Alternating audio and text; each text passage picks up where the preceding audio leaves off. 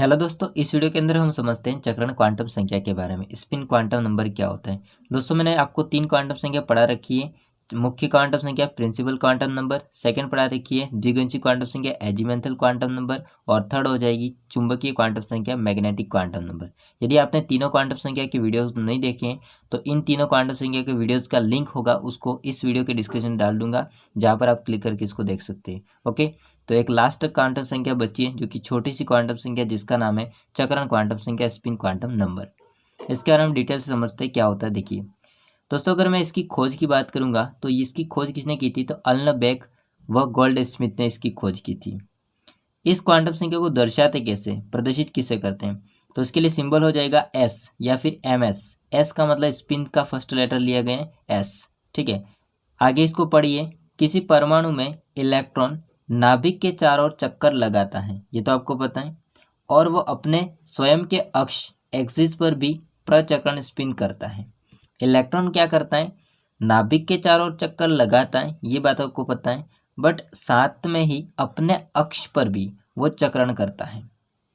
तो इससे क्या होता है, दिशाएं प्रदर्शित करेगा वो। मतलब कि जो चक्रण क्वांटम संख्या होगी वो इलेक्ट्रॉन के चक्रण की दिशा को प्रदर्शित करती है। चक्रण क्वांटम संख्या होगी वो इलेक्ट्रॉन के चक्रण की दिशा को प्रदर्शित करती है, डायरेक्शन को, जहाँ पर यह दक्षिणावर्त या फिर वामावर्त हो सकता है, क्लॉकवाइज हो सकता है या फिर एंटी क्लॉकवाइज हो सकता है।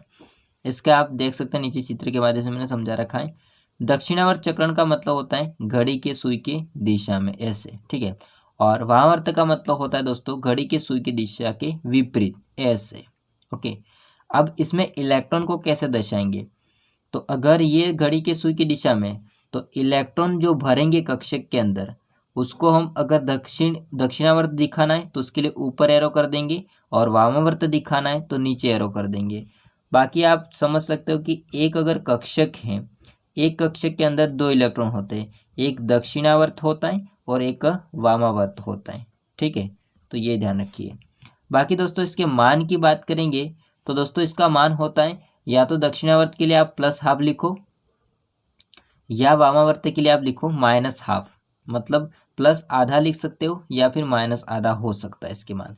तो इसके मान यहाँ पर 2 होना हो सकते हैं, +½ -½ दोस्तों एक बात इम्पोर्टेंट खास बात ये है कि ये जो चक्रण क्वांटम संख्या होती है, इनके जो मान होते हैं, ये मान किसी अन्य क्वांटम संख्या पर डिपेंड नहीं होते, अन्य क्वांटम संख्या पर निर्भर नहीं करते।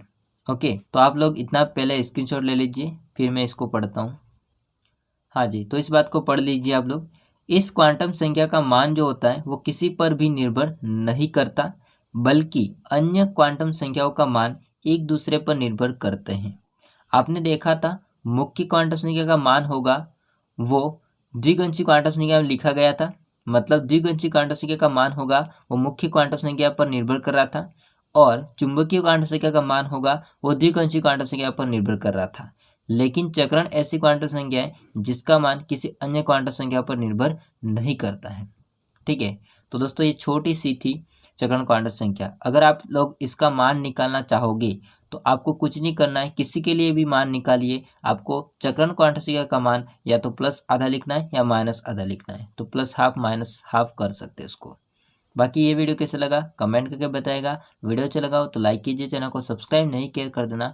मिलते हैं नेक्स्ट वीडियो में, तब तक के लिए जय हिंद, वंदे मातरम।